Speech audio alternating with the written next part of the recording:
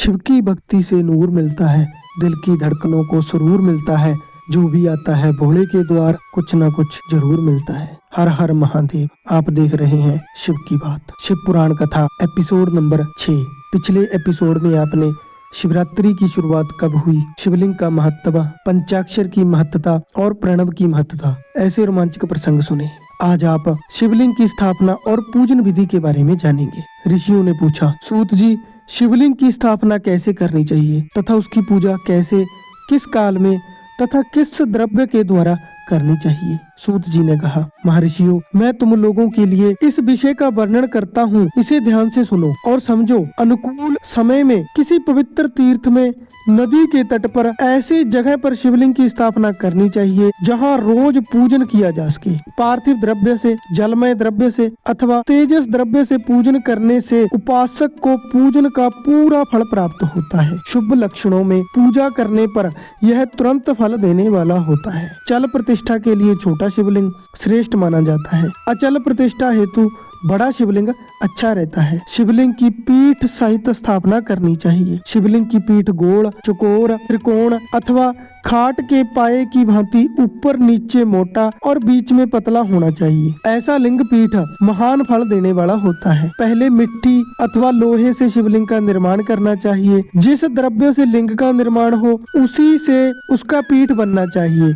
यही अचल प्रतिष्ठा वाले शिवलिंग की विशेषता है। चल प्रतिष्ठा वाले शिवलिंग में लिंग व प्रतिष्ठा एक ही तत्व से बनानी चाहिए। लिंग की लंबाई स्थापना करने वाले मनुष्य के 12 अंगुल के बराबर होनी चाहिए। इससे कम होने पर फल भी कम प्राप्त होता है, परंतु 12 अंगुल से लंबाई अधिक हो सकती है। अब चल लिंग के बारे में सुने। चल लिंग में लंबाई स्थापना करने वाले के 1 अंगुल के बराबर होनी चाहिए, उससे कम नहीं। जजमान को चाहिए कि पहले वह शिल्प शास्त्र के अनुसार देवालय बनवाए तथा उसमें सभी देवगणों की मूर्ति स्थापित करे। देवालय का गर्भगृह सुंदर और स्वच्छ होना चाहिए। उसमें पूर्व और पश्चिम में 2 मुख्य द्वार होने चाहिए। जहाँ शिवलिंग की स्थापना करनी हो उस स्थान के गर्त में नीलम, श्याम, मरकत, मोती, मूंगा, गोमेदा, हीरा, इन 9 रत्नों को वैदिक मंत्रों के साथ छोड़ना चाहिए। 5 वैदिक मंत्रों द्वारा 5 स्थानों से पूजन करके अग्नि में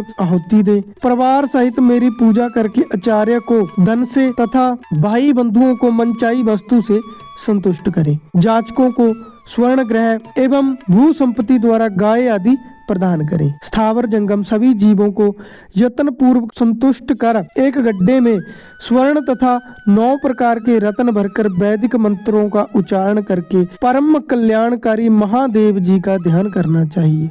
तत्पश्चात नाद घोष से युक्त महामंत्र ओंकार का उच्चारण करके गड्ढे में पीठ युक्त शिवलिंग की स्थापना करनी चाहिए।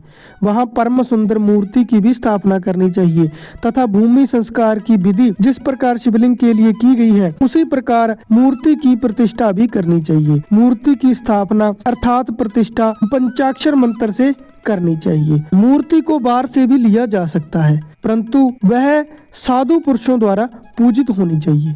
इस प्रकार शिवलिंग व मूर्ति द्वारा की गई महादेव जी की पूजा शिव पद प्रदान करने वाली होती है। यह विधि जो आपने सुनी यह एक शिवालय या मंदिर बनाने के लिए बताई गई है। घर में आप छोटा शिवलिंग रख सकते हैं जिसको आप श्रद्धा और भावना से पूज सकते हैं। स्थावर और जंगम से लिंग भी 2 तरह का हो गया है। वृक्ष लता आदि को स्थावर लिंग कहते हैं और क्रम कीट आदि को जंगम लिंग कहते हैं। यो चराचर जीवों को भगवान शंकर का प्रतीक मानकर उनका पूजन करना चाहिए। इस तरह महालिंग की स्थापना करके विविध उपचारों द्वारा उसका रोज पूजन करें तथा दिवालय के पास ध्वजारोहण करें। शिवलिंग साक्षात शिव का पद प्रदान करने वाला है। आवाहन, आसन, अर्घ्य, पाद्य, पंचांग, आचमन, स्नान, वस्त्र, यज्ञोपवीत, गंध, पुष्प, धूप, दीप, नैवेद्य, तांबूल, समर्पण, नीराजन, नमस्कार और विसर्जन, ये 16 उपचार हैं। इनके द्वारा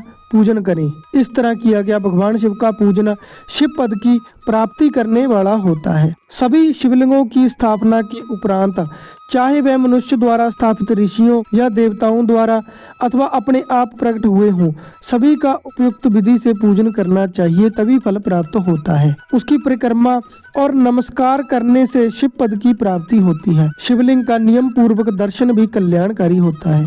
मिट्टी, आटा, गाय के गोबर, फूल, कनेर पुष्प, फल, गुड़, मक्खन, भस्म अथवा अन्न से शिवलिंग बनाकर प्रतिदिन पूजन करें तथा प्रतिदिन 10,000 प्रणव मंत्रों का जप करें अथवा दोनों संध्याओं के समय 1 सहस्त्र प्रणव मंत्रों का जप करें। इससे भी शिव पद की प्राप्ति होती है। जप काल में प्रणव मंत्र का उच्चारण कर मन की शुद्धि करें। प्रतिदिन 10,000 पंचाक्षर मंत्र का जप अथवा दोनों संध्याओं को 1 सहस्त्र मंत्र का जप शिव पद की प्राप्ति कराने वाला होता है। पंचाक्षर मंत्र को बिना गुरु की आज्ञा से नहीं जपना चाहिए। किसी योग्य साधु को गुरु बनाकर पंचाक्षर मंत्र लेना चाहिए, तभी उसका जप करना चाहिए। ब्राह्मण को प्रतिदिन प्रातः काल 1008 बार गायत्री मंत्र का जप करना चाहिए, क्योंकि गायत्री मंत्र शिव पद की प्राप्ति कराता है। वेद मंत्रों और वैदिक सूक्तियों का भी नियम से जाप करें। अन्य मंत्रों में जितने अक्षर हैं उनके उतने लाख जप करना चाहिए। इस प्रकार यथाशक्ति जप करने वाला मनुष्य मोक्ष को प्राप्त करता है। अपनी पसंद से कोई एक मंत्र अपनाकर प्रतिदिन उसका जप करें अथवा ओम का नित्य 1 सहस्त्र यानी कि 1000 जप करें। ऐसा करने से संपूर्ण मनोरथों की सिद्धि होती है। जो मनुष्य भगवान शिव के लिए फुलवाड़ी या बगीचे लगाता है तथा शिव मंदिर में झाड़ू या सफाई का काम करता है, ऐसे शिव भक्तों को पुण्य कर्म की प्राप्ति होती है। अंत समय में भगवान शिव उसे मोक्ष प्रदान करते हैं। काशी में निवास करने से भी योग और मोक्ष की प्राप्ति होती है।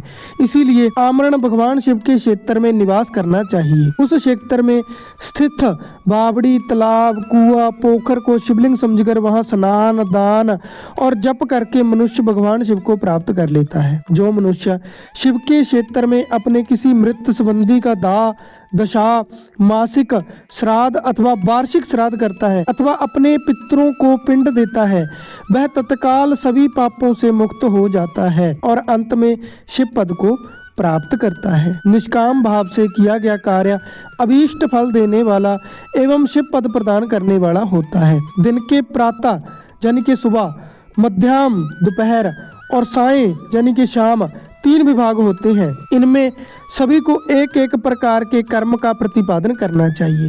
प्रातः काल सुबह रोजाना दैनिक शास्त्र कर्म, मध्याह्न दोपहर को काम कर्म तथा सायंकाल शाम को शांति कर्म के लिए पूजन करना चाहिए।